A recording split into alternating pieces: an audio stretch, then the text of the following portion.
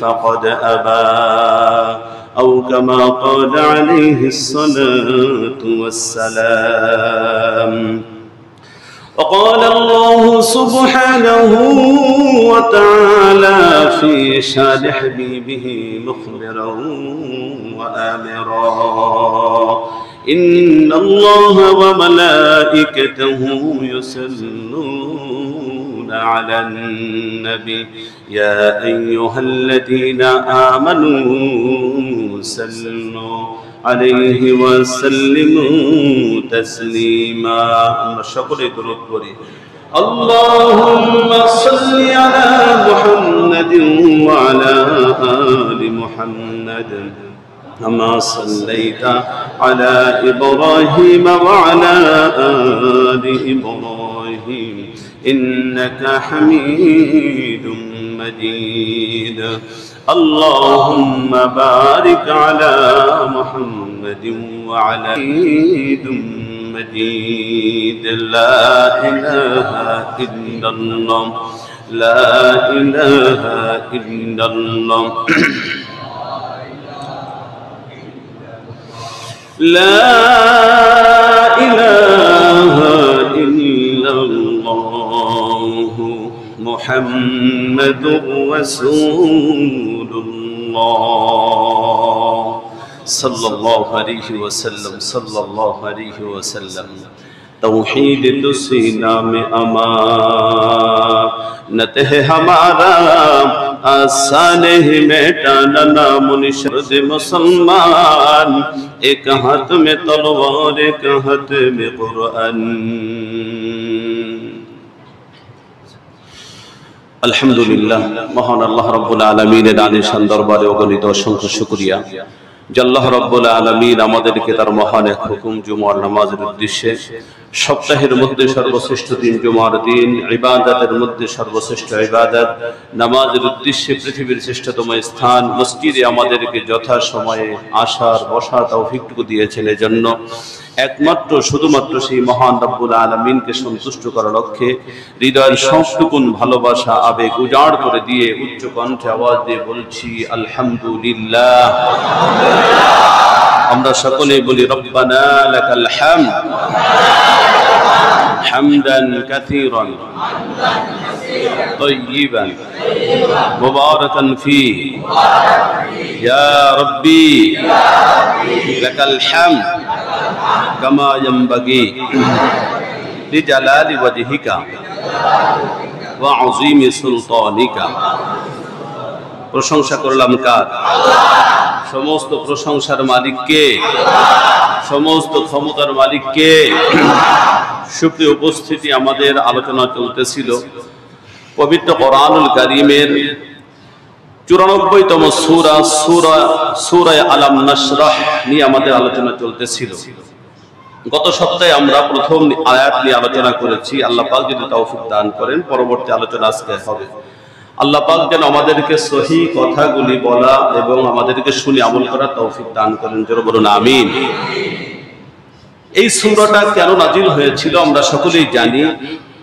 যখন রাসূল করিম সাল্লাল্লাহু আলাইহি ওয়াসাল্লাম মক্কার বুকে কাফেরদের কাছে তাওহীদের দাওয়াত দিতে শুরু করে দিলেন, তখন গোটা আরব বিশ্বের সমস্ত কাফের মুশরিকরা যখন রাসূল করিম সাল্লাল্লাহু আলাইহি ওয়াসাল্লামের চরম বিরোধী হয়ে গেল, যখন কাফের মুশরিকেরা আবু জাহেলের গোষ্ঠী রাসূল করিম সাল্লাল্লাহু আলাইহি ওয়াসাল্লামের প্রাণের দুশমন হয়ে গেল, ওই সময় আল্লাহ রাব্বুল আলামিন এই আয়াতগুলি, এই সূরাটা নাযিল করে দিয়ে রাসূল করিম সাল্লাল্লাহু আলাইহি ওয়াসাল্লামের হিম্মতকে বাড়িয়ে দিলেন এবং আল্লাহ রাসূলকে সান্ত্বনা দিলেন। জোরে বলুন সুবহানাল্লাহ। এই সূরার ভিতরে আমরা গত সপ্তাহে আলোচনা করেছি মোট 8টি আয়াত আছে। সূরার ভিতরে কয়টি আয়াত আছে? 8টি আয়াত আছে। প্রথম 4 আয়াতের ভিতরে আল্লাহ রাব্বুল আলামিন বিশ্বনবী সাল্লাল্লাহু আলাইহি ওয়াসাল্লামকে দেওয়া, আল্লাহ রাসূলের উপরে দেওয়া প্রদত্ত নিয়ামতের বর্ণনা দিয়েছেন প্রথম 4 আয়াতের ভিতরে। এরপরে 2 আয়াতের ভিতরে আল্লাহ রাব্বুল আলামিন বিশ্বনবীকে দিয়েছেন সান্ত্বনা। আর এর সর্বশেষ 2টি আয়াতের ভিতরে রাসূল করিম সাল্লাল্লাহু আলাইহি ওয়াসাল্লামকে আল্লাহ পাক দিয়েছেন দিক নির্দেশনা। তাহলে প্রথম 4 আয়াতের ভিতরে আল্লাহ পাক বিশ্ব নবীর উপরে দেওয়া নিয়ামতের বর্ণনা করেছেন। এরপরের 2 আয়াতের ভিতরে আল্লাহ রাব্বুল আলামিন বিশ্ব নবীকে সান্ত্বনা দিয়েছেন। এরপরে সর্বশেষ 2টি আয়াতের ভিতরে রাসূল করিম সাল্লাল্লাহু আলাইহি সাল্লাম সহ গোটা পৃথিবীর সমস্ত উম্মতে মুসলিমাকে আল্লাহ রাব্বুল আলামিন দিয়েছেন দিক নির্দেশনা। সুবহানাল্লাহ বলেন। তাহলে আল্লাহ রাব্বুল আলামিন কোন নিয়ামতগুলি রাসূল করিম সাল্লাল্লাহু আলাইহি ওয়াসাল্লামকে দিয়েছেন এবং ওখান থেকে আমাদের জন্য কি শিক্ষা, একটু ভালোভাবে বোঝার চেষ্টা করি। সর্বপ্রথম আয়াতের ভিতরে আল্লাহ রাব্বুল আলামিন বলছেন, আলাম নাশরাহ লাকা সাদরাক, নবী হে, আমি কি আপনার বক্ষকে উন্মোচন করে দেইনি? এই আয়াতের তাফসীরের মধ্যে মুফাসসির ইকরাম বলেন, এই আয়াত দ্বারা আল্লাহ রাব্বুল আলামিন 3টি বিষয়কে উদ্দেশ্য নিয়েছেন, মিন করেছেন। কয়টি বিষয়? 3টি বিষয়। এক নম্বরে আল্লাহ রাব্বুল আলামিন বুঝাতে চেয়েছেন, ওগো নবী, আমি কি আপনার বক্ষকে ইসলামের জন্য উন্মোচন করে দেইনি?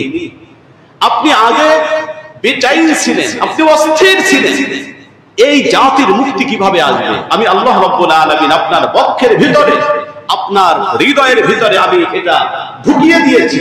আপনি বুঝতে পেরেছেন ইসলাম ছাড়া এই জাতির মুক্তি সম্ভব নয়। আপনি বুঝতে পেরেছেন এই ঘুণে ধরা জাতির মুক্তি একমাত্র শুধুমাত্র কোরআনের দ্বারা সম্ভব, ইসলামের দ্বারা সম্ভব। এই বুঝ আপনার ভিতরে আমি দিয়েছি। ইসলামের জন্য আপনার হৃদয়, আপনার মন, আপনার আত্মাকে আমি আল্লাহ পাক উন্মোচন করে দিয়েছি। জোরে বলুন সুবহানাল্লাহ। আমি বলেছি না, এটা হচ্ছে বিশাল বড় এক নিয়ামত। ইসলামের জন্য হৃদয় উন্মোচিত হওয়া, ইসলাম বুঝতে পারা, এর চাইতে বড় নিয়ামত আকাশের নিচে জমিনের উপরে আর হতে পারে। সমস্ত নবী পয়গম্বর এই নিয়ামতটা আল্লাহ পাকের কাছে চেয়ে নিয়েছিলেন, কিন্তু আল্লাহ রাব্বুল আলামিন বিশ্ব নবী সাল্লাল্লাহু আলাইহি সাল্লামকে এমনিতেই দিয়েছেন, আল্লাহর কাছে চাইতে হয় নাই। সুবহানাল্লাহ। এজন্য আল্লাহ রাব্বুল আলামিন পবিত্র কোরআনুল কারীমের ভিতরে বলে দিয়েছেন, আফামান শারাহাল্লাহু সাদরাহু লিল ইসলামি ফাহু আলা নূরিন মির রাব্বি ফাওয়াইলুল লিল কাসিয়াতি কুলুবুহুম মিন যিকরিল্লাহ।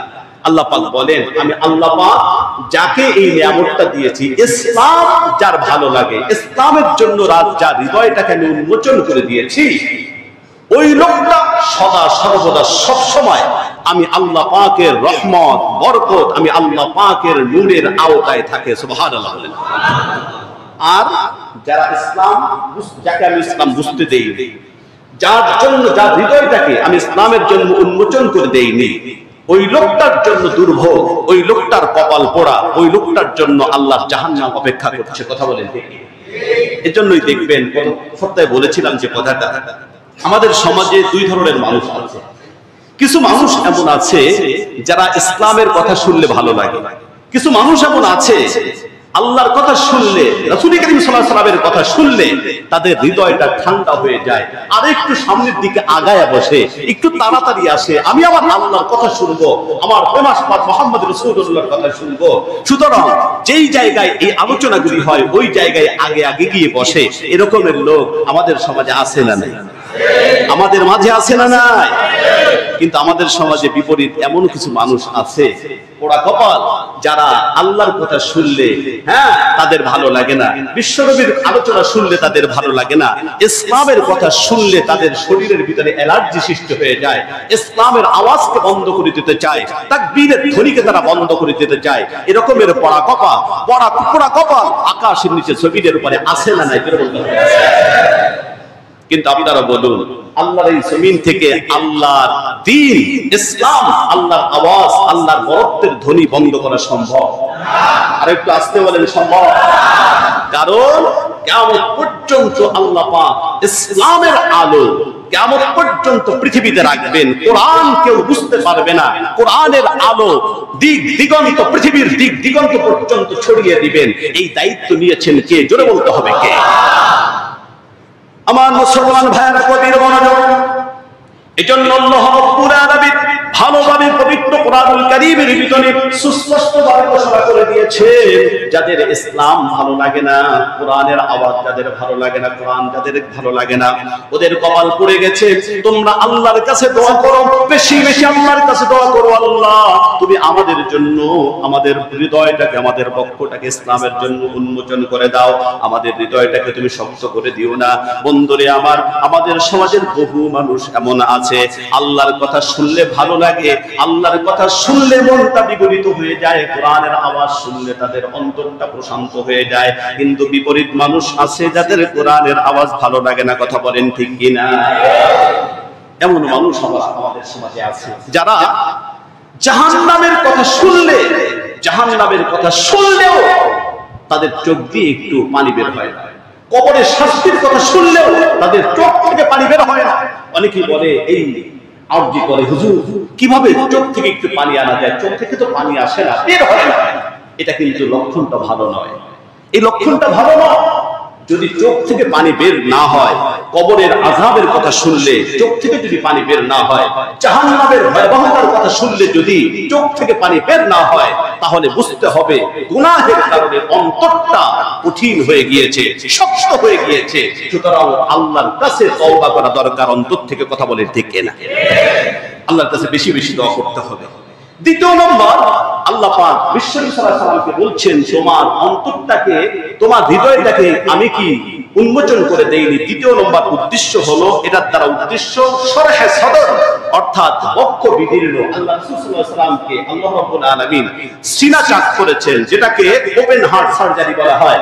একেবারে গলা থেকে নিয়ে নাভি পর্যন্ত পুরোটা ফেরে আল্লাহ রাব্বুল আলামিন এক এক করে করে তিনবার আল্লাহ রাসূল সাল্লাল্লাহু আলাইহি ওয়াসাল্লামের ভিতরে মারিফাত আর নূর, আল্লাহ পাককে দেখার যোগ্যতা, কোরআন বোঝার যোগ্যতা, পুরো উম্মতে মুসলিমাকে কিভাবে নিষ্কৃতি দেওয়া যায়, জাহান্নাম থেকে মুক্তি দেওয়া যায়, সব কিছু আল্লাহ রাব্বুল আলামিন বিশ্বনবীর ভিতরে ঢুকিয়ে দিয়েছেন। জোরে বলুন সুবহানাল্লাহ। তৃতীয় নম্বর, আল্লাহ রাসূল সাল্লাল্লাহু আলাইহি ওয়াসাল্লামকে আল্লাহ পাক বলছেন, হে আমি কি আপনার বক্ষকে উন্মোচন করে দেইনি? এই কথার অর্থ হলো, আমি আল্লাহ রাব্বুল আলামিন আপনাকে ন্যারো মাইন্ডেড বানাইনি, আমি আল্লাহ রাব্বুল আলামিন আপনাকে বানিয়েছি ব্রড মাইন্ডেড। আমি আল্লাহ পাক আপনার হৃদয়টাকে অনেক বড় করে দিয়েছি, আপনার হৃদয়টা অনেক বড়। কিন্তু দেখা যায় আল্লাহ রাসূলের সিফাত, আল্লাহ পাক বলছেন আপনার হৃদয়টাকে বড় করে দিয়েছি, কিন্তু উল্টা আমরা আল্লাহ রাসূলের উম্মত হওয়ার পরেও আমাদের হৃদয়টা কিন্তু বড় নয়, আমাদের হৃদয়টা কিন্তু ছোট। কথা বলেন ঠিক কিনা? এজন্যই কিন্তু আমাদের ভিতরে মারামারি কাটাকাটি। গত সপ্তাহে বলেছি না, টুপি একটা দেখলেই আমরা মনে করি টুপি দেখলেই তো হবে না, এটা কোন পীরের মুড়ি তাকে সেটা দেখতে হবে। একে জামাত পড়ে নাকি কওমি, আলিয়ায় পড়ে নাকি কওমিতে পড়ে, একে সুন্নি না ওয়াহাবি, এই সমস্ত ধ্যান ধারণা আমাদের মাথার ভিতরে কাজ করে। কথা বলেন ঠিক কিনা? সুতরাং দেখা যায় টুপি আছে, দাড়ি আছে, কিন্তু যদি বোঝা যায় ও সুন্নি, তাহলে ওর উপরে যদি কাফের মুশরিকরা নির্যাতন চালায়, কিন্তু আমাদের একটুও খারাপ লাগে না, আমরা আরো হাতে তালি দেই, এই তো ভালো হয়েছে। কথা বলেন, এরকমের যদি হয়, বলেন এই সুযোগে কাফের মুশরিকরা আমাদেরকে শেষ করে দিবে না, তা কাদেরকে শেষ করে দিবে? সুতরাং আমাদের মনটাকে একটু বড় করতে হবে, মনটা বড় করতে হবে। হ্যাঁ, শাখাগত পার্থক্য আমাদের থাকবে, শাখাগত পার্থক্য থাকবে, কিন্তু মৌলিক বিষয়ে আমরা যদি সবাই এক, যদি বলে, জোরে বলতে হবে, আমাদের রব কয়জন? একটু জোরে বলেন তো। একজন। বলেন যারা কওমি তারা কি বলে রব দুইজন বলে? যারা আলিয়া তারা কি বলে রব দুইজন? যারা সুন্নি তারা কি বলে রব দুইজন? হ্যাঁ, সুতরাং সরসিনার পীর বলেন, হ্যাঁ চরমোনার পীর বলেন, সবাই তো আমাদের রবকে এক বলে, এক এবং অদ্বিতীয় আমাদের রব। সুতরাং এই ক্ষেত্রে সবাই যেহেতু এক, সবাই যেহেতু বলে আমাদের নবী মুহাম্মদ রাসূলুল্লাহ সাল্লাল্লাহু আলাইহি ওয়াসাল্লাম, সবাই যখন বলে কোরআন এটা আল্লাহর কালাম, কোরআন হচ্ছে জাতির মুক্তির দিশা দিতে পারে, সুতরাং এই কথা যারা স্বীকার করে, সাময়িক অন্য বিষয়গুলি পার্থক্য থাকলেও, শাখাগত পার্থক্য থাকলেও ওগুলি দূরে রাখতে হবে। এক জায়গায় যেহেতু আমরা সবাই এক, আমাদের রব আল্লাহ। সুতরাং কাফের মুশরিকরা যদি কোনো সুন্নির উপরে আক্রমণ করে, আমাদের ব্যথা লাগতে হবে। কাফের মুশরিকরা যদি কোনো কোনো অন্য কোনো ব্যক্তির উপরে যার টুপি আছে, মাথায় আছে, তার উপর যদি নির্যাতন করে, আমরা এক হয়ে ওই কাফেরদের বিরুদ্ধে আন্দোলন করার প্রয়োজন আছে না? না, জোরে বলতে হবে আছে। এটা যদি আমরা পারি, তাহলে দেশের ভিতরে শান্তি আসবে এবং কাফের মুশরিকদের নির্যাতন থেকে আমরা বেঁচে যাব। কথা বলেন ঠিক? এটা আমরা হতে পারছি না বলেই দেখেন গোটা পৃথিবীতে মুসলমানদের সংখ্যা কি আজকে কম না বেশি? যেই সময় মুসলমানদের সংখ্যা ছিল 313 জন, ওই সময় কিন্তু কাফের মুশরিকরা মুসলমানদেরকে বাঘের মতো ভয় পেত, বাঘের মতো ভয় পেত। যেই সময় মুসলমানদের সংখ্যা 1000, কাফেরদের সংখ্যা হাজার হাজার লক্ষ লক্ষ, গোটা পৃথিবী জুড়ে কাফের মুশরিক, কিন্তু মুসলমানদের দিকে চোখ রাঙিয়ে তাকানো তার সাহস পেত না। কারণ মুসলমানরা ছিল একটা ইউনিটি, ছিল ঐক্য, ছিল তাদের ভিতরে ওয়াতাসিমু বিহাবলিল্লাহি জামিআ ওয়া লা তাফাররাকু। তারা ছিল এক, তারা শপথ করেছিল এক মুসলমানের উপরে, এক মুসলমানদের দিকে যদি কেউ চোখ রাঙিয়ে তাকায় তাহলে আমরা সম্মিলিতভাবে ওর চোখ উপড়ে ফেলব। যখন এই ধ্যান ধারণা ছিল, যখন সবাই এক ছিল, কাফের মুশরিকরা মুসলমানদের উপর এই ধরনের নির্যাতন করতে পারে নাই। কথা বলেন ঠিক কিনা? এখন গোটা পৃথিবীতে একজন নয়, দুইজন নয়, গোটা পৃথিবীতে প্রায় 200 কোটি মুসলমান, প্রায় 200 কোটি মুসলমান। কিন্তু দেখেন গোটা পৃথিবীতে আজকে মুসলমান নির্যাতনে নিপীড়িত। আল্লাহ পাক যেন আমাদের মনটাকে বড় করে দেন, জোরে বলুন আমিন। আমাদের মনটাকে আল্লাহ পাক যেন উদার করে দেন, জোরে বলুন আমিন। আমার মুসলমান ভাইরা গভীর মনোযোগ। আল্লাহ রাব্বুল আলামিন এই সূরা আলাম নাশরাহ এর দ্বিতীয় এবং তৃতীয় আয়াতের ভিতরে আল্লাহ রাব্বুল আলামিন বিশ্বনবী সাল্লাল্লাহু আলাইহি ওয়াসাল্লামকে যে নিয়ামতটা দিলেন, গভীর মনোযোগ। আল্লাহ রাব্বুল আলামিন বলেন, আল্লাহ রাব্বুল আলামিন বলেন, ওয়া ওয়াদা'না আনকা বিযরাকাল্লাযী আনকাযা যাহরাক। জোরে বলেন আল্লাহু আকবার। আল্লাহ রাব্বুল আলামিন বলেন, নবী হে, আমি আপনার পিঠের থেকে, আপনার পিঠ থেকে আপনার বোঝাকে আমি নামিয়ে দিয়েছি। ও নবী, আপনি কোনো চিন্তা করবেন না। আপনার পিঠের উপরে যে বোঝা ছিল, যেই বোঝার কারণে আপনার কোমরটা নুয়ে যেত, যেই বোঝার কারণে আপনি আপনার চলতে কষ্ট হয়ে যেত, যেই বোঝা নিয়ে আপনি সমাজে চলাফেরা করতে আপনার কষ্ট হয়ে যেত, এই বোঝা আমি আল্লাহ রাব্বুল আলামিন নিজের হাতেই দূরীভূত করে দিয়েছি, নামিয়ে দিয়েছি। জোরে বলুন সুবহানাল্লাহ। কি বোঝা রাসূল করিম সাল্লাল্লাহু আলাইহি ওয়াসাল্লামের পিঠের উপরে ছিল, যেটা আল্লাহ পাক নামিয়ে দিয়েছে। তাফসীরের ভিতরে এর দুইটা ব্যাখ্যা। জোরে বলতে হবে, কয়টি ব্যাখ্যা? আপনারা কি শুনতেছেন কথা? তাকবীর দেন তো, নারে তাকবীর। দুইটি ব্যাখ্যা। এক নম্বর ব্যাখ্যা হলো, সেটা হলো গুনাহের বোঝা আল্লাহ পাক নামিয়ে দিয়েছেন। গুনাহের বোঝা রাসূল করিম সাল্লাল্লাহু আলাইহি ওয়াসাল্লাম গুনাহের বোঝা নামিয়ে দিয়েছেন। এই কথার অর্থ কি? আল্লাহ রাসূল কি নাউযুবিল্লাহ গুনাহ করেছিলেন? আল্লাহ রাসূলের একটা গুনাহ ছিল না। কবিরা গুনাহ তো দূরের কথা, একটা সগীরা গুনাহ রাসূল করিম সাল্লাল্লাহু আলাইহি ওয়াসাল্লাম করেননি। শুধুমাত্র আল্লাহ রাসূল একাই নন, গোটা পৃথিবীর মানব জাতির হেদায়েতের জন্য যত নবী পয়গম্বর আল্লাহ পাক এই পৃথিবীর বুকে পাঠিয়েছেন, কোন নবী পয়গম্বর জীবনে কোনোদিন গুনাহ করেন নাই। সুবহানাল্লাহ বলবেন না? এটা হলো আহলুস সুন্নাহ ওয়াল জামাতের আকীদা। সমস্ত নবী মাসুম, কোন নবী কোনো গুনাহ করে নাই। আর বিশ্ব মুসলমানদের গুনাহ করার প্রশ্নই আসে না। কিন্তু তারপরে নবী সাল্লাল্লাহু আলাইহি ওয়াসাল্লাম তিনি সবসময় একটা শঙ্কায় থাকতেন, আল্লাহ কি আমার উপরে কখনো রাগান্বিত হয়ে যান কিনা, আমার কি কোনো গুনাহ হয়ে গেল কিনা, আমার কোনো অপরাধ হয়ে গেল কিনা। এই জন্য সবসময় একটা চিন্তায় থাকতেন, আমার কোনো গুনাহ হয়ে গেল কিনা। আল্লাহ রাব্বুল আলামিন ঘোষণা দিয়ে দিয়েছেন, লিয়াগফিরাল্লাহু মা তাকাদ্দামা মিন যামবিকা ওয়া মা তাআখারা। ও নবী, আপনি এত চিন্তা করেন কেন? আপনি তো কোনো গুনাহ করেন নাই, কোনোদিন কোনো গুনাহ করবেনও না। তারপরেও যে আপনার ভিতরে চিন্তা, আমি আল্লাহ পাক সহ্য করতে পারি না। আমি আল্লাহ পাক আপনার চিন্তার বোঝাকে নামিয়ে দিলাম। আমি বলে দিলাম, আপনার পূর্বাপরের আগের যদি কোনো গুনাহ হয়ে থাকে, হয়তো নাই, তারপর আপনার চিন্তা দূর করার জন্য আমি বলছি, আপনার আগের গুনাহ যদি হয়ে থাকে আমি মাফ করে দিলাম।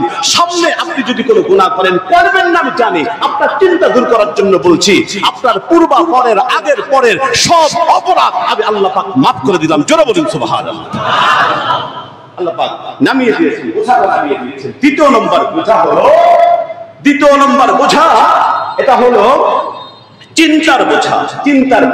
আল্লাহ রাসূল সাল্লাল্লাহু আলাইহি ওয়াসাল্লামের চিন্তা ছিল কি ছিল না বলেন? একটু জোরে বলেন, চিন্তা ছিল না? আমাদেরও কিন্তু চিন্তা আছে। আল্লাহ রাসূল সাল্লাল্লাহু আলাইহি ওয়াসাল্লামের চিন্তা ছিল, কিন্তু আমাদের চিন্তা হলো দুনিয়াবী চিন্তা। আমাদের চিন্তা হলো কিভাবে একটা বাড়ির মালিক হব, আমাদের চিন্তা হলো আমার ব্যবসা বাণিজ্যে কিভাবে আমার উন্নতি হবে, আমাদের চিন্তা হলো আমি কিভাবে ক্ষমতায় যেতে পারি, আমাদের চিন্তা হলো মানুষকে কিভাবে ঠকাতে পারি, আমার চিন্তা হলো প্রতিবেশীর চাইতে আমার অবস্থা কিভাবে ভালো হয়। আমাদের চিন্তা হলো এই ধরনের চিন্তা। কিন্তু আল্লাহ রাসূলের কি এই ধরনের চিন্তা ছিল? আল্লাহ রাসূলের কিন্তু এই ধরনের চিন্তা ছিল না। আল্লাহ রাসূলের চিন্তা ছিল হলো কিভাবে আমার উম্মত আর উম্মতির মুক্তি হয়, কিভাবে আমার সকল উম্মত আর উম্মতি জাহান্নাম থেকে মুক্তি পেয়ে যায়, আল্লাহর জান্নাতি হয়ে যায়। কথা বলেন ঠিক কিনা? তা রাসূল করিম সাল্লাল্লাহু আলাইহি ওয়াসাল্লাম আমাদেরকে নিয়ে এমন চিন্তা করতেন, এত চিন্তা করতেন। হ্যাঁ, আল্লাহ রাব্বুল আলামিন বলেন লাআল্লাকা বাখিরুন নাফসাক। হ্যাঁ, আল্লাহ পাক বলছেন নবী হে, আপনি কি আপনার উম্মতের জন্য চিন্তা করতে করতে আপনার নিজেকে কি শেষ করে দিবেন? আপনি কি শেষ করে দিবেন নিজেকে? না, এত চিন্তা আপনি করেন কেন? যান, আপনার এই চিন্তার বোঝা আমি হালকা করে দিলাম, আপনার চিন্তার বোঝা আপনার পিঠ থেকে আমি নামিয়ে দিলাম। জোরে বলুন সুবহানাল্লাহ। কিভাবে নামালেন? চারটি পদ্ধতিতে আল্লাহ রাসূলের এই চিন্তা, উম্মতের চিন্তা চারটি ভাবে, চার পদ্ধতিতে দূর করে দিলেন। সুবহানাল্লাহ বলবেন? কয় পদ্ধতিতে? জোরে বলুন, আরো জোরে বলুন। চার পদ্ধতি দূর করলেন। এক নম্বর পদ্ধতি হলো মেরাজের মাধ্যমে। মেরাজের মাধ্যমে আল্লাহ রাব্বুল আলামিন বিশ্বনবী সাল্লাল্লাহু আলাইহি ওয়াসাল্লামের এই চিন্তাটাকে দূর করে দিলেন। কিভাবে দূর করলেন? আল্লাহ রাব্বুল আলামিন বারবার বলছেন নবী হে, আপনি চিন্তা করেন না, আমি তো আছি, আপনার উম্মতকে আমি মাফ করে দিব। তারপর আল্লাহ রাসূল চিন্তা করেন। তারপরে আল্লাহ রাব্বুল আলামিন বলছেন নবী হে, তাহলে আপনি আমার কাছে আসেন, আমার কাছে আসেন। আল্লাহ পাক বাইতুল্লাহ থেকে নিয়ে বাইতুল মুকদ্দাস, সেখান থেকে প্রথম আসমান, সপ্তম আকাশ ভেদ করে, সিদরাতুল মুনতাহা ভেদ করে আল্লাহ রাব্বুল আলামিন সরাসরি বিশ্বনবী সাল্লাল্লাহু আলাইহি ওয়াসাল্লামকে আল্লাহ পাকের সামনে নিয়ে সরাসরি আল্লাহ পাক বিশ্বনবী সাল্লাল্লাহু আলাইহি ওয়াসাল্লামের উপরে তাওয়াজ্জুহ দিয়ে বিশ্বনবী সাল্লাল্লাহু আলাইহি ওয়াসাল্লামের সাথে কথা বলে আল্লাহ নবীর ভিতরে যত দুঃখ আর যন্ত্রণা, যত চিন্তা ছিল, সমস্ত চিন্তা আল্লাহ পাক দূর করে দিয়েছেন। জোরে বলুন সুবহানাল্লাহ। এক নম্বর পদ্ধতি। দ্বিতীয় নম্বর পদ্ধতি হলো কোরআনের মাধ্যমে। জোরে বলতে হবে কোরআনের ভিতরে শান্তি আছে না না? কোরআন পড়লে মজা লাগে কি লাগে না? হ্যাঁ, যাদের দুই রকমের অন্তর আছে, কোরআন পড়লে দেখবেন বহু মানুষের ব্যাপার আছে। আমি আমার ছোট্ট জীবনে দেখেছি, আমার ওস্তাদে মুহতারাম যাদের কাছে আল্লাহ পাক পড়ার তৌফিক দিয়েছেন, তাদের ভিতরে বড় বড় আল্লাহর ওলি, আমরা সাক্ষ্য দিতে বাধ্য যে আল্লাহর ওলি তারা। আমি যখন একেবারে বক্তব্যে পড়ি, কোরআন শুদ্ধ করে পড়া যখন শিখেছি, তখন আমার উস্তাদে মুহতারাম অনেক বড় আল্লাহওয়ালা ছিলেন। তিনার যখন একটু খারাপ লাগতো, যখন একটু মনটা ভালো না, ঘুম আসে না, অন্তরের ভিতরে বা ব্রেনের ভিতরে চিন্তা কাজ করতেছে, টেনশন কাজ করতেছে, তখনই ডাক দিত যে আব্দুল সালাম একটু আসো তো, একটু তেলাওয়াত করো, তুমি একটু তেলাওয়াত করো। আমি কোরআনটা নিয়ে যখন তেলাওয়াত করতাম, আমি দেখেছি, আমি কোনোদিন উস্তাদকে দেখি না যে 5 পৃষ্ঠা তেলাওয়াত করতে না করতেই যে উস্তাদ ঘুমাইতে পারতেছে না টেনশনে, কিন্তু 5টা পৃষ্ঠা সর্বোচ্চ যেদিন আমি তেলাওয়াত করেছি 5 পৃষ্ঠা, এর বেশি আমি তেলাওয়াত করতে পারিনি, এর ভিতরে দেখে উস্তাদ ঘুমিয়ে গিয়েছে। এই কোরআনের ভিতরে শান্তি আর মজা আছে না নাই? জোরে বলতে হবে আছে। কোরআনের ভিতরে শান্তি আছে, মজা আছে, কারণ এই কোরআনটা কার বাণী, কার কালাম? জোরে বলুন। এই কোরআনটা এই মনের ভিতরে যার এটা থাকে, যেটা আল্লাহর কালাম, আল্লাহর কথা। এটা কি চারটিখানি কথা বলে? এটা কি চারটিখানি কথা? এখানে যা লেখা আছে সেটা আল্লাহর কথা, আল্লাহর কালাম, আল্লাহর ভাষা। এই ভাষায় আল্লাহ পাক কথা বলেছেন, এই ভাষায় নাজিল করেছেন। এই অনুভূতি ব্যক্তির ভিতরে যদি থাকে, তাহলে এই কোরআন পড়ার সময় তার কি মজা লাগার কথা, কি পরিমাণ যে মজা লাগবে, এই মজা কোটি কোটি টাকা দিয়েও এটা ক্রয় করা সম্ভব নয়। কথা বলেন ঠিক কিনা? কোরআন নাজিল করে আল্লাহ পাক বিশ্বনবী সাল্লাল্লাহু আলাইহি ওয়াসাল্লামের দুঃখ মনের ভিতরে যন্ত্রণা দূর করে দিয়েছেন। এজন্য আল্লাহ রাসূলের যখনই একটু খারাপ লাগতো, তখন কোরআন তেলাওয়াত করতেন। কোরআন শুনলে যেমন আল্লাহ রাসূলের ভালো লাগতো, কাফের মুশরিকরাও তারা ঈমান আনে নাই, কিন্তু কোরআন শুনলে তাদের ভালো লাগতো কিনা? তৃতীয় নম্বর যে পদ্ধতি সেটা হলো নামাজ। নামাজ যে কত মজার একটা ইবাদত। এই নামাজের মাধ্যমে উম্মতে মুসলিমাকে আল্লাহ রাব্বুল আলামিন এই নামাজটা দিয়েছেন তার মনের দুঃখ দূর করার জন্য, তার সকল সমস্যার সমাধান করার জন্য আল্লাহ তাকে এই নামাজ দিয়েছেন। কিন্তু আমাদের অভ্যাসটা সম্পূর্ণ বিপরীত। আমরা যখন কোনো সমস্যায় পড়ি, আল্লাহর কাছে বলার আগে আমরা বলি ফেসবুক। কথা বলেন ঠিক কিনা? ফেসবুক আছে না নাই? হ্যাঁ আছে। কার ফেসবুক আছে? একটু হাত জাগান তো। বলতে হবে হুজুর, এই কথা না বলে বলেন কার নাই, এটা বলেন, কার নাই এটা পাওয়া দুষ্কর। কিন্তু আমাদের সবারই কি আছে? ফেসবুক আছে। ফেসবুক থাকা এটা খারাপ না, কিন্তু ফেসবুককে খারাপ কাজে ব্যবহার করা এটা হলো খারাপ। কথা বলেন ঠিক কিনা? আমরা ইচ্ছা করলে আমাদের ফ্রেন্ড লিস্টে এমন এমন ভালো ভালো ব্যক্তিদেরকে আমরা রাখতে পারি যারা ভালো ভালো পোস্ট করেন, যেটা দেখলে, যেটা শেয়ার করলে, দেখলেও সব, শেয়ার করলেও সব হবে, এরকমের পোস্ট আছে না নাই যদি বলেন? কিন্তু আমরা ওইগুলা না দেখে, যে শয়তান বজ্জাত গুলা, এইগুলোকে দেখে দেখে ফ্রেন্ড লিস্টে আনি, কারণ ওটা দেখলেই যেন মজা লাগে, বিভিন্ন শয়তানি বজ্জাতি দেখতে পারি, মনটা একটু আনন্দিত হয়। দেখবেন ফ্রেন্ড লিস্টে খুঁজে খুঁজে দেখবেন এমন ফ্রেন্ড আছে জীবনে কোনোদিন তারা নামাজ পড়ে না, জীবনে কোনোদিন কোনো ভালো পোস্ট করে নাই, সবসময় খারাপ পোস্ট করে, এরকমের ফ্রেন্ড লিস্ট আমাদের আছে না? না। আল্লাহ রাব্বুল আলামিন বলছেন, আমি তোমাদেরকে নামাজ দিয়েছি, এই নামাজটা দিয়েছি আমার সাথে কথা বলার জন্য, আল্লাহর সাথে কথা বলার জন্য। কারণ কোন ব্যক্তি যদি নামাজে দাঁড়ায়, নামাজে দাঁড়ানোর সাথে সাথে আল্লাহ পাক বলেন, হাদিসে কুদসির ভিতরে এসেছে, আল্লাহ পাক বলেন আমি ওই বান্দার মুখোমুখি হয়ে যাই। আরেকটু আসতে বলেন সুবহানাল্লাহ। একটা বান্দা যখন নামাজে দাঁড়ায় আল্লাহ পাক মুখোমুখি হয়ে যায়, যখন আল্লাহ পাকের সামনে দাঁড়িয়ে যখন বলে আল্লাহু আকবার, বলার সাথে সাথেই আল্লাহ পাক বলছেন, ও বান্দা তুমি নামাজে দাঁড়াইছো, আমার বরকতের ঘোষণা দিয়েছো, যাও আমি আল্লাহ পাক তোমার সামনে এসেছি, বান্দা তুমি বলো তোমার মনের ভিতরে কি দুঃখ আর যন্ত্রণা। এরপরে বান্দা যখন সূরাতুল ফাতিহা তেলাওয়াত করতে শুরু করে দেয়, প্রত্যেকটা কথার সাথে সাথে আল্লাহ পাক ওই কথার জবাব দিতে শুরু করে দেন। আল্লাহ পাক এই নামাজ দিয়েছে, এই জন্য আল্লাহ রাসূল, এটা সুন্নাত, কিন্তু আল্লাহ রাসূল সাল্লাল্লাহু আলাইহি ওয়াসাল্লাম যেমন নামাজ পড়তেন, যখন কোনো সমস্যায় পড়তেন কারো কাছে কোনো কথা বলার আগে নামাজে দাঁড়ায় যেতেন, আল্লাহর কাছে আগে বলতেন। এই জন্য এটাও সুন্নাত, কোন সমস্যায় যখন পড়ে যাব তখন আগে 2 রাকাত নামাজ পড়া, এটা কিন্তু মস্ত বড় একটা সুন্নাত। এই আমলটা কিন্তু আমাদের ভিতরে একেবারেই কম, কিন্তু আজ থেকে কি আমলটা আমরা করতে পারবো? কোন সমস্যায় পড়লে আগে কার সামনে দাঁড়াবো? আল্লাহর সামনে দাঁড়াবো, 2 রাকাত নামাজ পড়বো, দেখবেন সহজ হয়ে গেছে, আল্লাহ পাক সহজ করে দিয়েছেন।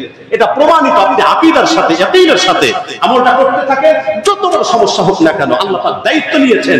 কোন ব্যক্তি যদি সর্বপ্রথম আমার কাছে বলে, তুমি কারো কাছে না বলে আমি আল্লাহর কাছে বলে, আমি আল্লাহ পাক দায়িত্ব নিয়ে ওর দুঃখ আর দুর্দশা সব সমস্যার সমাধান আমি আল্লাহ করে দিব। জোরে বলুন সুবহানাল্লাহ। আমার মুসলমান ভাইরা, গভীর মনোযোগ। আল্লাহ রাব্বুল আলামিন পবিত্র কোরআনুল কারীমের এই আয়াত দ্বয়ের মাঝে আল্লাহ রাব্বুল আলামিন বললেন, ওয়া ওয়াদা'না আনকা বিযরাকাল্লাযী আনকাযা যহরাক। ওগো নবী, আমি কি আপনার পিঠের উপর থেকে আপনার বোঝাকে আমি নামিয়ে দেইনি? আমার বন্ধুগণ, কোন কোন বোঝাগুলি নামিয়ে দিয়েছেন? দ্বিতীয় নম্বর যে বোঝা, সেটা হলো উম্মতের যে চিন্তার বোঝা ছিল আল্লাহ রাসূলের পিঠের উপরে, আল্লাহ রাসূলের ঘাড়ের উপরে, আল্লাহ রাসূলের ভিতরে উম্মতকে নিয়ে যে টেনশন ছিল, আমার উম্মত কিভাবে নাজাত পেয়ে যায়।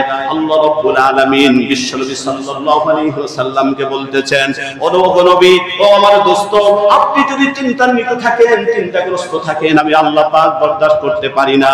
ও নবী, আমি বললাম, আমি ওয়াদা দিলাম, কিয়ামতের ওই কঠিন ময়দানে আপনার একটা উম্মতকেও আপনাকে না দেখিয়ে আমি জাহান্নামে দিব না, আপনার একটা উম্মতকেও আমি জাহান্নামে দিব না। ও নবী, আমি কথা দিলাম, কিয়ামতের দিন আপনার সামনে আপনার উম্মতের আমলনামা আপনার উম্মতের হাতের ভিতরে আমি দিব। আমি কথা দিলাম নবীজি, আপনার সামনে আপনার উম্মতের আমলনামাগুলি মিজানের পাল্লায় আমি উঠাবো। ও দোস্তরে আমার, শুধুমাত্র তাই নয়, আল্লাহর নবীকে নবী দিব। আল্লাহ রাব্বুল আলামিন বলছেন, ও নবী, আপনি চিন্তা করবেন না, আপনার সামনে আপনার প্রত্যেকটা উম্মতে কি আমি আল্লাহ রাব্বুল আলামিন ফুলসিরাত পাস করে দিব। তারপরেও কথা দিলাম, ও নবী, যতক্ষণ পর্যন্ত আপনি খুশি না হবেন ততক্ষণ পর্যন্ত আপনার কথা আমি শুনতে থাকব। আল্লাহর নবী বলেন, যদি তাই হয় তাহলে আমিও বললাম, যতক্ষণ পর্যন্ত আমার একটা উম্মতি জাহান্নামে থাকবে, আমি নবী, আমি যতক্ষণ পর্যন্ত আপনার উপরে খুশি হব না। আমার প্রত্যেকটা উম্মতিকে যতক্ষণ পর্যন্ত মাফ না করবেন ততক্ষণ পর্যন্ত আমি মুহাম্মদুর রাসূলুল্লাহ হাসব না, আমি খুশি হব না। আল্লাহ রাব্বুল আলামিন বলেন, ও নবী, তাহলে শুনেন, আমি কথা দিলাম, আপনি যতক্ষণ খুশি না হবেন ততক্ষণ পর্যন্ত আপনার উম্মতি মাফ করে দিব। সুতরাং এই কথার অর্থ এটা হলো, আল্লাহর নবী তার সমস্ত উম্মতি তাদেরকে জান্নাতের ভিতরে ঢুকায়া তারপরে তিনি খুশি হবেন। জোরে বলুন সুবহানাল্লাহ। আল্লাহ পাক বলছেন, নবী, তাহলে আরেকটা কথা বলি, প্রত্যেকটা নবী আর নবীকে লিকুল্লি নাবিয়্যিন দাওয়া মুস্তাজাব, প্রত্যেকটা নবীকে এক একটা দোয়া অবস্থা এরকমের করা হয়েছে, একটা দোয়া এমন ভাবে দেওয়া হয়, নবীদের দোয়াতে এমনি কবুল হয়, তারপরেও এমন একটা দোয়া আছে যেই দোয়াটা করতে দেরি একটু কবুল হতে দেরি হবে না। প্রত্যেকটা নবীকে আল্লাহ পাক লিকুল্লি নাবিয়্যিন দাওয়া মুস্তাজাব এরকম একটা দোয়ার অধিকার দিয়েছেন। সকল নবী, নবীজি বলেন সকল নবী আমি ছাড়া সকল নবী ওই দোয়াটা পৃথিবীতেই কাজে লাগিয়ে ফেলেছে, পৃথিবীতে কাজে লাগিয়ে ফেলেছে। হযরত আদম আলাইহিস সালাম কাজে লাগিয়েছিলেন যখন জান্নাত থেকে বের করে দিয়েছে, জান্নাত থেকে বের করে দেওয়ার পরে দুনিয়াতে পাঠানোর পরে হযরত আদম আলাইহিস সালাম তিনি দোয়া করেছিলেন রব্বানা যালামনা আনফুসানা ওয়া ইল্লাম তাগফির লানা ওয়া তারহামনা লানাকুনান্না মিনাল খাসিরিন। এই দোয়াটা করে ওই দোয়াটা কাজে লাগিয়ে ফেলেছে। হযরত নূহ আলাইহিস সালাম তিনি কাজে লাগিয়ে ফেলেছেন, হযরত ঈসা আলাইহিস সালাম, ইব্রাহিম আলাইহিস সালাম সহ সমস্ত সকল নবী পয়গম্বর ওই দোয়াটা কাজে লাগিয়ে ফেলেছেন। কিন্তু আল্লাহ রাসূল সাল্লাল্লাহু আলাইহি ওয়াসাল্লাম বলেন আমি ওই দোয়াটা রেখে দিয়েছি, আমি কিয়ামতের দিন কাজে লাগাবো, সেটা হলো আমার গুনাহগার উম্মত আর উম্মতের সুপারিশের জন্য আমি ওই দোয়াটা রেখে দিয়েছি। আমার সকল গুনাহগার উম্মত আর উম্মতিদেরকে সুপারিশ করে কিয়ামতের দিন এই দোয়াটা কাজে লাগিয়ে সকলকে আমি জান্নাতের ভিতরে ঢুকায় দেব। আল্লাহ রাসূল সাল্লাল্লাহু আলাইহি ওয়াসাল্লাম ওই দোয়াটা রেখে দিয়েছেন। এই কথাটা যখন আল্লাহ পাক বলেছেন, আল্লাহ রাসূলের ভিতরে যে চিন্তা ছিল এই চিন্তাটা এটা 99% সব শেষ হয়ে গেছে। সুবহানাল্লাহ। তারপরেও নবীজি আমাদেরকে এত ভালোবাসেন জানেন, এত ভালোবাসেন। নবীজি সাল্লাল্লাহু আলাইহি ওয়াসাল্লাম যখন দুনিয়া থেকে যখন যান আমরা জানি, আল্লাহ রাসূল সাল্লাল্লাহু আলাইহি ওয়াসাল্লাম যখন দুনিয়া থেকে যান ওই সময় প্রাণটা যখন বের হয়ে যাচ্ছে, আজরাইল আলাইহিস সালাম আল্লাহ রাসূলের প্রাণটাকে ধরেছে, জানটাকে ধরেছে, এবার টান দিয়ে বের করে নিয়ে যাবে। এমন কষ্ট হচ্ছে আল্লাহ রাসূলের। হাদিসের ভিতরে এসেছে আম্মা আয়েশা সিদ্দিকা রাদিয়াল্লাহু তাআলা আনহা বলেন আল্লাহ নবীর চোখটা আল্লাহ রাসূলের ললাটটা ঘেমে গিয়েছে, পুরো শরীরটা ঘেমে যাচ্ছে। আল্লাহ নবী সাল্লাল্লাহু আলাইহি সাল্লাম তিনি বলছেন আল্লাহুম্মা আ'ইননি আন সাকারাতিল মাউত, ও আল্লাহ মৃত্যুর যন্ত্রণা, মরণের যন্ত্রণা এত কঠিন, ও আল্লাহ তুমি একটু সহজ করে দাও, তুমি একটু সহজ করে দাও। আল্লাহ রাসূল তার এই পরিমাণ কষ্ট হচ্ছে।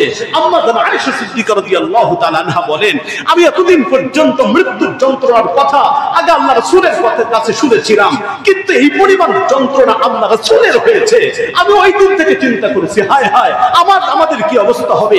নবীজির যদি ইন্তেকালের সময় এই পরিমাণ কষ্ট হয় তাহলে আমাদের কি পরিমাণ কষ্ট হবে। দোস্ত, তারপরে আল্লাহ নবী আমাদেরকে এই পরিমাণ চিন্তা করতেন।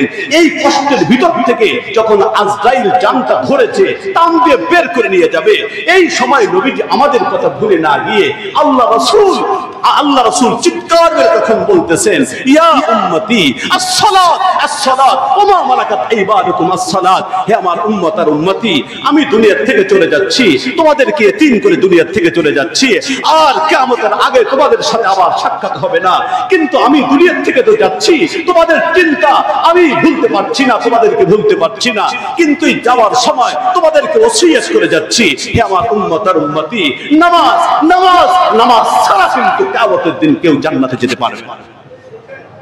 নবীজি ইন্তেকালের সময় তিনি তার ভিতরে এই চিন্তা আল্লাহ পাক তার চিন্তা দূর করে দিয়েছেন, তারপরে পরিমাণ চিন্তা হাদিসের ভিতরে এসেছে রাসূল করিম সাল্লাল্লাহু আলাইহি ওয়াসাল্লাম এখনো পর্যন্ত রওজায়ে মুবারকে বসে আমাদের জন্য কাঁদতেছেন রওজায়ে মুবারকের ভিতরে বসে। হাদিসের ভিতরে এসেছে যেই দিন কিয়ামত অনুষ্ঠিত হবে ওই দিন নবী সাল্লাল্লাহু আলাইহি ওয়াসাল্লাম যখন উঠবেন পুরো তার কবরটা, তার রওজাটা চোখের পানিতে ভিজে কাদা যুক্ত থাকবে।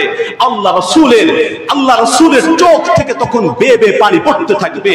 আল্লাহ রাসূলের চোখ থেকে যে পানি বেয়ে বেয়ে এই শত শত বছর হাজার হাজার বছর ওই রওজায়ে মুবারকে বসে আমাদের জন্য কাঁদতেছেন। এই জায়গা থেকে পানি বের হতে হতে পুরো শরীরটা আল্লাহ রাসূলের নিজের পানিতে ভিজা থাকে। এই পরিমাণ টেনশন আল্লাহ পাক আল্লাহ রাসূল সাল্লাল্লাহু আলাইহি ওয়াসাল্লাম আমাদেরকে নিয়ে করতেছেন। হাসরের ময়দানে করবেন আমাদের নিয়ে চিন্তা। আল্লাহ পাক বলছেন নবী হে আপনি এত চিন্তা করেন না, আপনার চিন্তার বোঝা আমি নামিয়ে দিলাম। আপনার সকল উম্মত আর উম্মতি যদি তাদের ঈমান থাকে আপনি সুপারিশ করলে আমি মাফ করে দেব। সুবহানাল্লাহ। চিন্তা আল্লাহ পাক দূর করে দিয়েছে। আমার মুসলমান ভাইরা গভীর মনোযোগ। এরপরে আল্লাহ রাব্বুল আলামিন সর্বশেষ এই নিয়ামতের কথা আল্লাহ রাব্বুল আলামিন বিশ্বনবী সাল্লাল্লাহু আলাইহি সাল্লামকে বলছেন, ওই নিয়ামতটা হলো ওয়ারাফা'না লাকা যিকরাক। জোরে বলুন আল্লাহু আকবার। আমার মুসলমান ভাইরা, আল্লাহ রাব্বুল আলামিন বিশ্বনবী সাল্লাল্লাহু আলাইহি ওয়াসাল্লামকে বলছেন, ও নবী আপনি কোনো চিন্তা করবেন না, ওয়ারাফা'না লাকা যিকরাক, আমি আল্লাহ রাব্বুল আলামিন আপনার সম্মান আর মর্যাদা আমি আকাশ চুম্বি করে দিব। আপনি কোনো চিন্তা করবেন না, আপনার সুনাম সুখ্যাতি গোটা বিশ্বে আমি আল্লাহ রাব্বুল আলামিন নিজের দায়িত্বে আমি ছড়িয়ে দিব। আমি চিন্তা করবেন না, ওয়ারাফা'না লাকা যিকরাক, আপনার সুনাম সুখ্যাতি গোটা পৃথিবীতে আমি ছড়িয়ে দিব। এই আয়াতটা নাযিল হইলে কাফের মুশরিকরা এখন হাসাহাসি শুরু করে। আপনারা কি কথা শুনতেছেন? তাকবীর দেন তো, নারে তাকবীর। এই আয়াতটা যখন নাযিল হইল, আল্লাহ পাক বলছেন আপনার সুনাম সুখ্যাতি গোটা পৃথিবীতে আমি ছড়িয়ে দিব, আকাশচুম্বী করে দিব আপনার সুনাম সুখ্যাতি মর্যাদা। এই আয়াতটা নাযিল হইলে কাফের মুশরিকের আবু জাহেলের গোষ্ঠী তারা এখন হাসাহাসি করে। তুমি এই কথা বলো কিভাবে? তুমি নিজে বাঁচবা কি বাঁচবা না এটাই তো সন্দেহ। আমরা যে ষড়যন্ত্র তোমার বিরুদ্ধে করছি, তুমি দুনিয়াতে থাকবা কি থাকবা না এটা হলো একটা প্রশ্ন। আর তুমি বলছো তোমার রব তোমারে বলতেছে তোমার সুনাম সুখ্যাতি গোটা পৃথিবীতে ছড়ায়া দিবে। এই সমস্ত কথা যখন এই আয়াত নাযিল হওয়ার পরে কাফের গোষ্ঠীকে এইভাবে আল্লাহ রাসূলের সমালোচনা শুরু করে দিয়েছে, হাসাহাসি ঠাট্টা মশকরা করে যে তুমি দুনিয়াতে থাকবা কি থাকবা না। যদি দুনিয়াতে তোমার মারতে নাও পারে, কিন্তু তুমি মরে যাওয়ার পরে তোমার নাম নেওয়ার কেউ থাকবে না, কারণ তোমার 3টা পুত্র সন্তান ছিল, একটাও তো নাই। পুত্র সন্তান তো বাবার আদর্শ ধরে রাখে, বাবার মিশনকে সামনের দিকে আগায় নিয়ে যায়। তাহলে তোমার 3টা পুত্র সন্তান ছিল, সবগুলো তো মরে গেছে, তাহলে তোমার নাম নেওয়ার মতো তো কেউ থাকবে না। এটা আবু জাহেলের গোষ্ঠী বলে। নাউযুবিল্লাহ বলবেন না? কিন্তু আল্লাহ পাক বলছেন না, এটা পারবি না, এটা পারবি না। আমি আল্লাহ পাক দায়িত্ব নিলাম, তোরা যদি আমার নবীর বিরুদ্ধে অপপ্রচার চালাস, এই অপপ্রচার আমি আল্লাহ পাক আমার নবীর প্রচার মাধ্যম বানিয়ে দিব। আরেকটু আসতে বলেন সুবহানাল্লাহ। তোরা যদি অপপ্রচার চালাস, ওই অপপ্রচার আমার নবীর পক্ষে আমি প্রচারের কাজ দিব। শুধু তাই নয়, আমি আমার নবীর নামটা আমি আমার আল্লাহর নামের সাথে আমি ঠুকায়া দিব। সুতরাং হাইসুমা যুকিরতু মাই, যেখানে আমার নাম উচ্চারিত হবে আমার নামের সাথে সাথে আমার নবীর নাম উচ্চারিত হবে। আল্লাহ পাক এটা করেছেন, এটা করেছেন। দেখেন কাফের মুশরিকরা আল্লাহ রাসূলের বিরুদ্ধে অপপ্রচার চালায়। কি অপপ্রচার জানেন? হজের সময় তো গোটা পৃথিবী থেকে হজ করার জন্য, ওই সময় কিন্তু হজ কিন্তু তখনই চলতো, ওই সময় চলতো। তা কাফের মুশরিকরা সারা পৃথিবীতে থেকে যখন লোকের আসবে হজ করার জন্য, তখন তারা সিদ্ধান্ত গ্রহণ করছে হজের বিশিষ্ট জায়গায়, যে সমস্ত মিনার ময়দানে, আরাফার ময়দানে, বিভিন্ন জায়গায় যেখানে সব লোক এক জায়গায় থাকে, ওখানে গিয়া মুহাম্মাদের বিরুদ্ধে অপপ্রচার চালাইবা। কি অপপ্রচার? খবরদার খবরদার, মুহাম্মাদের কাছে তোমরা যাইবা না, কারণ আমাদের এই আরব কান্ট্রিতে একজন নতুন পাগলের আবির্ভাব হয়েছে। নাউযুবিল্লাহ। নতুন পাগলের আবির্ভাব হয়েছে, যেই পাগল, হ্যাঁ, এমন জাদুকর, এমন পাগল, তার কথা শুনলে স্বামী স্ত্রীর ভিতরে বিচ্ছেদ হয়ে যায়। এমন পাগলের আবির্ভাব হয়েছে যার কথা শুনলে, হ্যাঁ, সন্তান আর বাপের মাঝে বিচ্ছেদ হয়ে যায়, মা আর সন্তানের মাঝে বিচ্ছেদ হয়ে যায়। খবরদার খবরদার, এ কিন্তু মস্ত বড় জাদুকর, এই মুহাম্মাদের কাছে কিন্তু তোমরা যাইবা। আচ্ছা, কোন জায়গায় সমস্যাটা কি হয়েছে?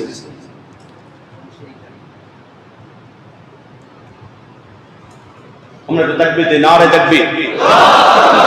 আল্লাহ রাসূল সাল্লাল্লাহু আলাইহি ওয়াসাল্লাম, আল্লাহ রাসূল সাল্লাল্লাহু আলাইহি ওয়াসাল্লাম সম্পর্কে এই ধরনের অপপ্রচার চালানো শুরু করে দিয়েছে। এখন ওই আবু জাহেলের গোষ্ঠী, তার যেই নেতা, যার যেই প্রচার মাধ্যম যারা আছে, এখন হজের সময় মিনার ময়দানে ওরা গিয়া এইরকম বলতে যায়, শোনো তোমরা শোনো। কি শুনবো? বলতেছে আমাদের এখানে এলাকায় কিন্তু একটা মস্ত বড় জাদুকর, একটা মস্ত বড় পাগলের আবির্ভাব হয়েছে। ভাই তার নাম কি? ভাই মুহাম্মদ।